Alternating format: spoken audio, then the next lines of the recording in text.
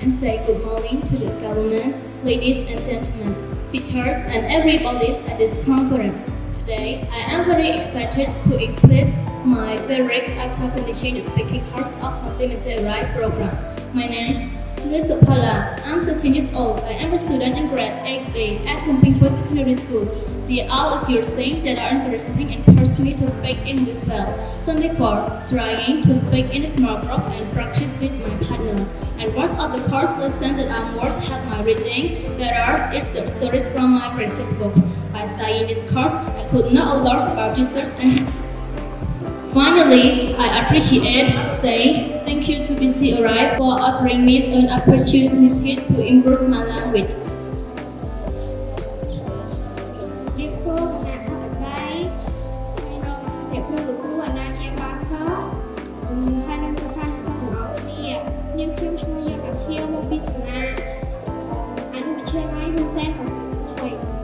First, I will respect to the boy president and respect to the teacher.